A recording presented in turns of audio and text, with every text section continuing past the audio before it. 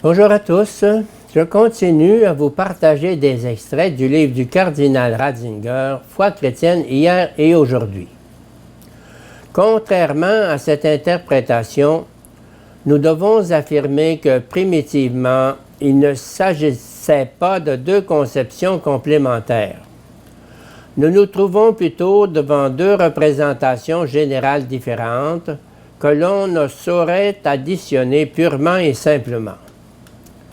L'image de l'homme, l'image de Dieu et l'image de l'avenir est chaque fois totalement différente, de sorte que l'on peut considérer chacune de ces conceptions comme un essai de réponse totale à la question de la destinée humaine.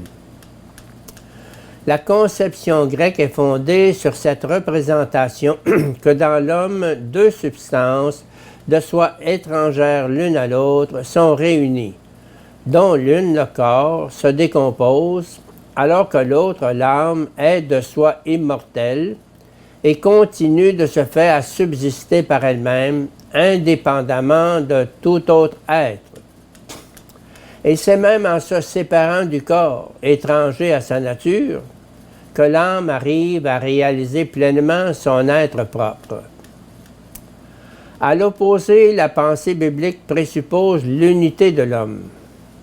L'Écriture, par exemple, ne connaît aucun mot qui ne désignerait que le corps, séparé et distinct de l'âme.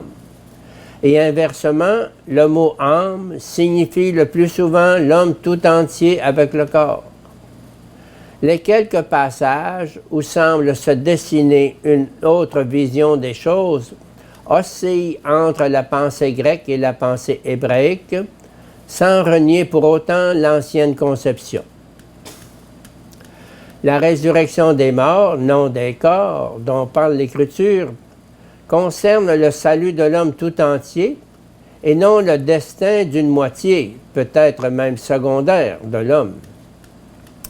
Il est donc clair que l'essence de la foi en la résurrection ne consiste pas dans l'idée d'une résurrection des corps telle que nous l'imaginons habituellement. Cela reste vrai même si la Bible se sert couramment de cette représentation imagée. Mais alors, quel est le véritable contenu de l'espérance annoncée aux hommes à travers l'expression mystérieuse de résurrection des morts? Le meilleur moyen de dégager ce contenu, c'est, me semble-t-il, de l'opposer à la conception dualiste de la philosophie antique. Premièrement, l'idée d'immortalité que la Bible exprime par le mot de résurrection vise à une immortalité de la personne, de l'être un qu'est l'homme, alors que dans la pensée grecque, l'être typique homme est un produit voué à la décomposition qui ne saurait survivre en tant que tel et qui, de par sa composition hétérogène de corps et d'âme, suit deux voies différentes. Dans la pensée biblique, c'est précisément cet être d'homme qui continue à subsister en tant que tel, bien qu'il soit transformé. Il s'agit d'une immortalité de caractère dialogique. Ressusciter, cela veut dire que l'immortalité ne résulte pas simplement d'une non-possibilité naturelle de mort, propre à l'être indivisible.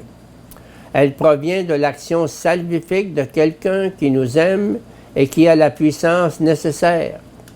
Si l'homme ne peut plus être totalement anéanti, c'est parce qu'il est connu et aimé de Dieu. S'il est vrai que tout amour veut l'éternité, l'amour de Dieu va bien plus loin. Non seulement il veut l'éternité, mais il la réalise et il l'est lui-même. De fait, l'idée biblique de résurrection procède directement de ce thème dialogique. L'homme qui prie, c'est dans la foi que Dieu rétablira le droit. Job 19, 25 suivant, Psaume 73, 23 suivant. Le croyant est convaincu que ceux qui ont souffert pour la cause de Dieu auront aussi part à la récompense promise. 2 Maccabées 7, 9 et suivant. L'immortalité décrite par la Bible ne procède donc pas de la puissance propre d'un être qui serait par lui-même indestructible, mais provient du fait que cet être est assumé, introduit dans le dialogue avec le Créateur. Et c'est pour cette raison qu'elle s'appelle nécessairement résurrection. Parce que le Créateur a en vue non pas seulement l'âme, mais l'homme tout entier, qui se réalise au milieu de la corporalité de l'histoire, parce que c'est à l'homme tout entier que le Créateur donne l'immortalité, cette dernière s'appelle nécessairement résurrection des morts, des hommes. Il faut noter ici que dans la formule de notre symbole, où il est question de résurrection de la chair, le mot chair, lui aussi, est synonyme de monde des hommes, dans le sens des expressions bibliques comme « toute chair verra le salut de Dieu », etc. Ici non plus, le mot n'est pas pris au sens d'une corporalité isolée de l'âme.